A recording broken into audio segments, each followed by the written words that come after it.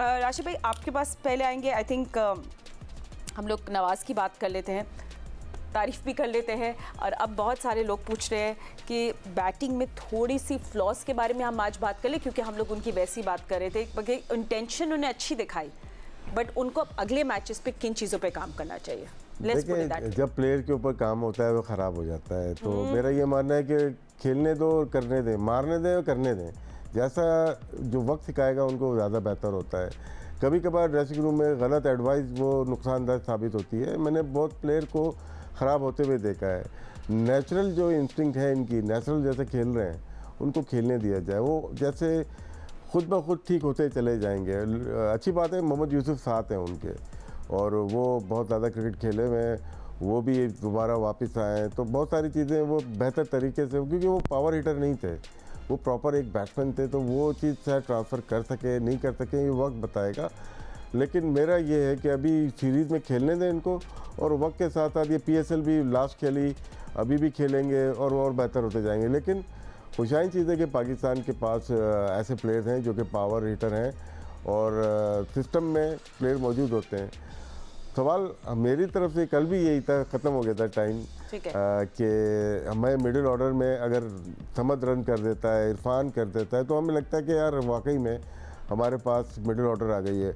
Top order में हमारे पास मौजूद है। सॉरी राशिद भाई, हम लोग को PCB की इस वक्त प्रेस कॉन्फ्रेंस हो रही है, आमिर मीर से गुफ्तगू करें, आप लोगों को लाइव ले जाते हैं और लेट्स हैव अ लुक वो क्या बात कर रहे हैं। जुनेद ने जिस तरह अभी बताया कि Sumer Ahmed Saeed, adviser to PCB chairman mister Aamir Mir, और बाकी दीगर PCB ऑफिशियल्स, जुनेद ज़िया और वेमेन क्रिकेट को रिप्रेजेंट करती हुई राफिया जो हैं थोड़े से अपडेट्स दे रही थी। बेसिकली क्या है इसका पूरा जिस्ट ये है कि Pakistan cricket board starting a talent hunt program, और जिस तरह अभी ये बात कर रहे थे PCB ऑफिशियल्स की, उसका आउटरीच जो होगा वो 10,000 बच्चों को, वो लोग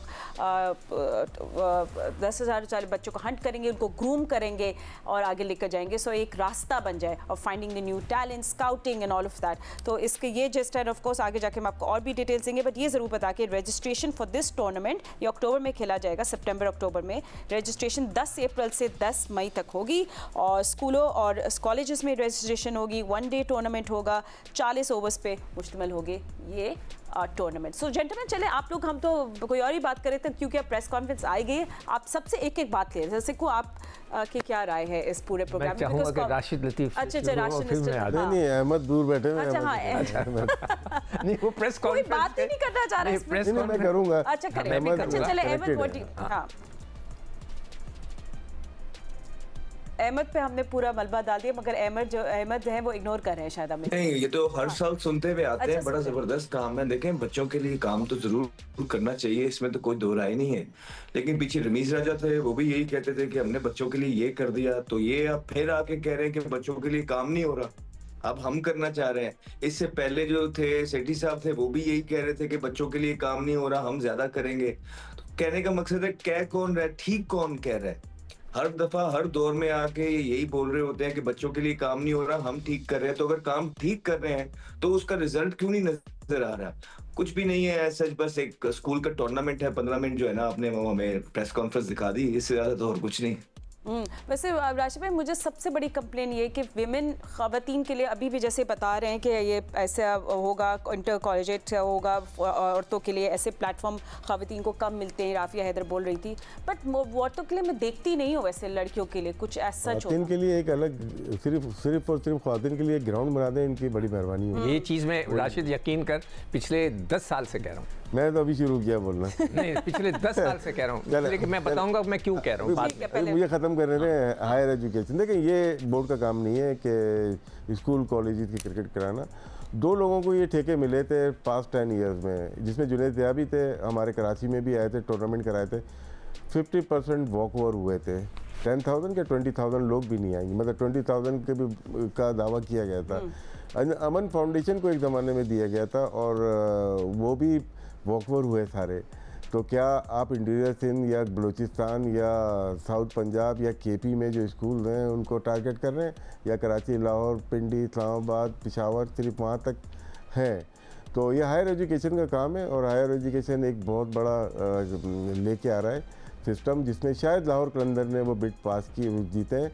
तमाम प्रोविंस में वो 8 से 10 टीम बनाया करेंगे और उसमें कंपटीशन बनाएंगे और वो प्रॉपर वे है।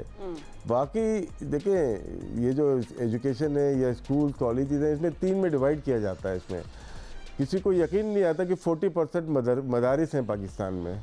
क्या मदारिस को टैप करेंगे ये लोग? नहीं कर सकते।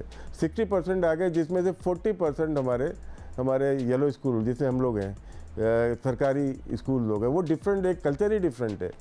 एक आता है एलिट क्लास जो कि हमारे बच्चों के स्कूल हैं, उसमें वो अलग क्रिकेट है। तो डिसाइड करें कि हमें तीनों को एक साथ कराना है या 50% रखना है। इस पर बहुत काम है, ऐसे नहीं हो जाएगा आके प्रेस कॉन्फ्रेंस की कल ये हो जाएगा। तो डिसेंट्रलाइज पहले रीजन को कर लें, अपने बोर्ड को डिसेंट्रलाइज करें, सब सारी चीज़ें बोर्ड बैठ के कर रहे हैं ना। कज़ाफ़ स्टेडियम से जोन 4 की टीम भी बन रही है, शाहदरा की टीम भी बन रही है, लाहौर की टीम भी बन रही है, स्कूल की टीम भी बनाएंगे ये लोग बैठ के। पहले डिसेंट्रलाइज करें, रिफॉर्म करें अपने कवानीन में बेहतर तरीके से। एक्सटेंसिव रिसर्च होगी, बहुत कुछ करना पड़ेगा।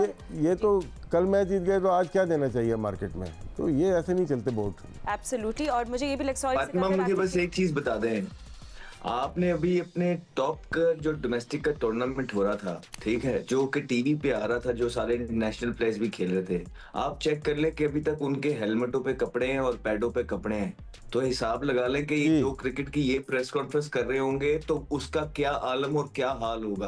बस ये सोचिए। ठीक है, हम लोग चले ब्रेक में सोच लेते हैं। Lot of complaints from interior Sindh as well. हम लोग जब भी बाहर जाते हैं वहां से भी बहुत कंप्लेंट्स आती है कि हमारे लिए कुछ भी नहीं किया जाता, तो इस पर भी हमें जरूर बात करनी चाहिए। But we take a quick break and see you right after, don't go anywhere.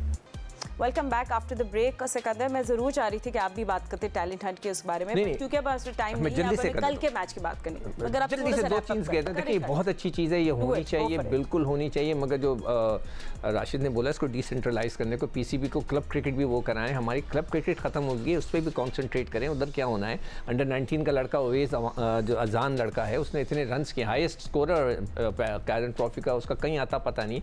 सब चीज़ें करनी चाहिए। और जो राशिद औरतों की ग्राउंड की बात कर रहा है, ये मैं हमेशा से कह रहा हूँ, इसलिए कि जब हमारे पास बच्चियाँ आती थी खेलने के लिए साउथ एंड क्लब में, तो पेरेंट्स को यही शिकायत होती थी कि हम ऐसी जगह भेजना चाहते हैं बच्चियों को जिनका अपना ग्राउंड हो, जहाँ पे सारा स्टाफ औरतों का। अब मैं बाकी बातें फिर बाद में करेंगे।